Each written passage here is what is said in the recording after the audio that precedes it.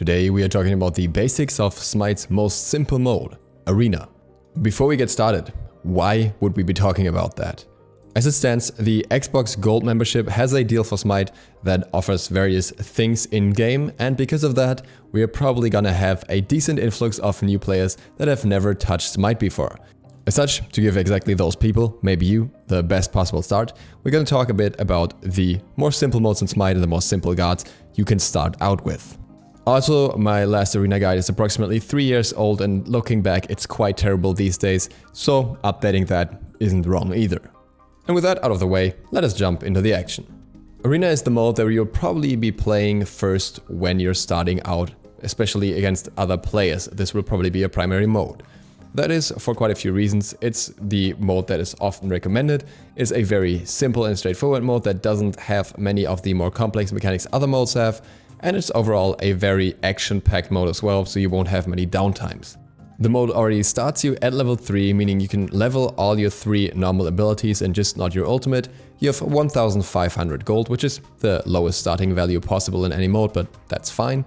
And you also get a little bit more gold in this mode over time. You get passive 10 gold per second, meaning you will finish your item build quicker and can fight more that way. The respawn timers in this mode are also relatively short, usually not longer than 30 seconds maximum, so even if you die, you come back very quickly. In Arena there are 3 types of enemies that are relevant for you. The first ones are the minions, which are AI-controlled characters that will fight in the middle of the map. They don't do too much damage, but they are still important for the game. Then there are the buff camps at the side, which will only attack you when you attack them and will drop powerful buffs or amplifications for your character that can be picked up by anyone on your team. And last but not least, the players on the enemy team. Before we get into the point system and how you can actually win the game, let's quickly talk about the buffs, because that's the first thing you're gonna tackle the moment you get into the game after picking up your first items. Towards the sides of the map, you will find 3 buff camps each. The blue one, the red one, and the purple one. Typically, you will go to the side where the blue one is closer to your team. That's the general habit of most teams, developed from earlier stages when the buffs were a little bit different, and it kind of stuck around that way. You can obviously go to the other side as well, but then it's very likely that you're going to fight the enemy team right away. When killing one of the buff-holding monsters, you get a buff. The blue buff will give the player that picks it up 25 mana per 5 seconds, regeneration, and 10% cooldown reduction, meaning they can use their abilities a little bit more often. The red buff will give the owner 20% increased damage across the board, and also 10 magical power or 5 physical power, depending on if the character is magical or physical. The purple buff gives 15% attack speed to the holder and has a bit more of a unique amplification.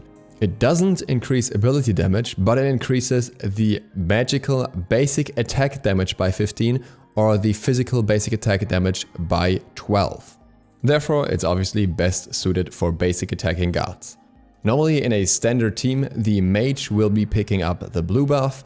Any character with higher ability damage will be picking up the red buff. This is often an assassin, sometimes a warrior, and the purple buff will be picked up by the hunter in the team. If your team does not have these roles, then you can obviously change it around a little bit and give it to whoever may make the most benefit out of it. Once you picked up your buffs, you will make your way to the middle of the arena. Sometimes 1 or 2 players will already go beforehand after picking up their respective buff. This is where the action starts. The other team will come there around the same time, depending on what kind of characters they are playing, and now the point system becomes relevant. Both teams start with 500 points. And buff camps are completely irrelevant for the points. But everything else basically will subtract points from your counter, and the team that goes down to 0 first loses the game. Minion waves spawn regularly from both sides of the map and will clash against each other. If the minions kill each other, nobody gets points. If one of the players kills a minion, however, it subtracts a point from the enemy team. So you want to make sure to kill all the minions yourself, try and last hit them basically, or have a mage clear them entirely, so that your team can subtract points from the enemy team.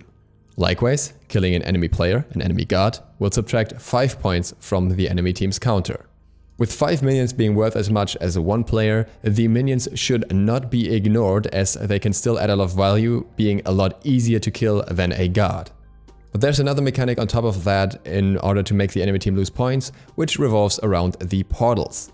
On each side of the arena, on the wall of the enemy's base, you can find a portal. By pushing enemy minions' waves back, your minion waves will slowly advance towards this portal. If any of your minions make it into the portal before the enemies can kill them, the enemy team will lose points. This doesn't happen all too often, and the point system is the same as killing a minion here. For each minion pushed through the portal, the enemy team will lose 1 point. But if you can make it to that point and pressure the enemy team into their base, that is a quick and easy way to get a lot of extra points. But that's only one of the 2 uses of the portal. The other use are the juggernauts or escorts. Killing an enemy juggernaut will not subtract any points from the team, but the juggernauts have quite a lot of health. If a juggernaut makes it through the enemy portal, then the enemy team will lose 15 points, so it's worth as much as 3 guard kills. But how do you get a juggernaut? Your team has to get 10 guard kills in order for a juggernaut to spawn out of the normal spawn point next to your base. The juggernaut will then walk across the map similar to a minion, but will be stopped by enemies blocking his path.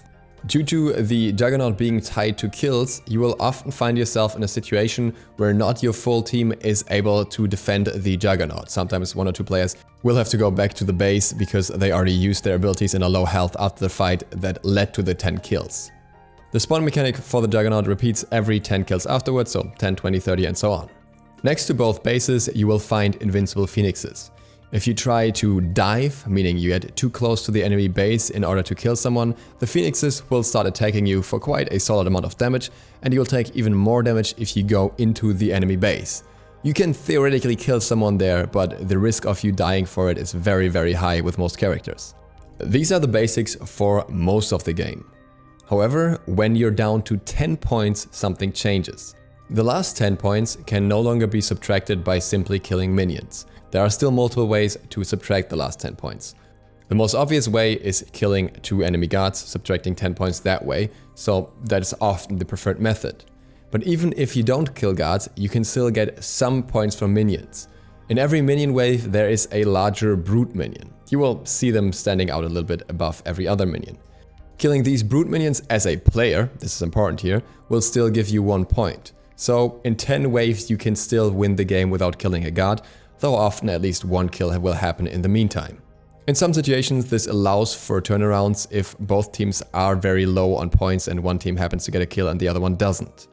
I am pretty sure you can actually get the win with a siege juggernaut as well, though I haven't verified that in the way, so I don't want to tell you anything wrong here. But I'm 99% certain that if you push through a siege juggernaut below 10 points, it will still lead to a win. As for guard picks in Arena, this is a mode where most people don't care all too much about what you're picking. Many people actually use this mode to practice new guards, to practice the mechanics on guards they're trying to get better at, so you will see a lot of rather weird strategies if you're taking the game more seriously. But that doesn't mean that all guards are equal in Arena. There's still a lot of people who play Arena a lot and will take it rather seriously, and they will try to choose team combinations that are very effective at winning the game. As such, there are guards that you will see very often, like for example Ares.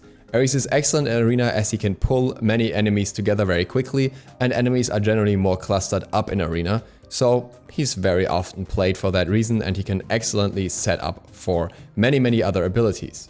You will also often see guards that can disable other guards very quickly and are very low on cooldowns and have large area abilities, like for example Nox with her silence, or Poseidon with his whirlpool and also his Kraken, which does a lot of area damage and combines very well with Ares. You have Ares pulling the enemies together and then Poseidon using his Kraken afterwards. Most guards that do single target damage generally aren't as preferred. You will still see a decent amount of them though.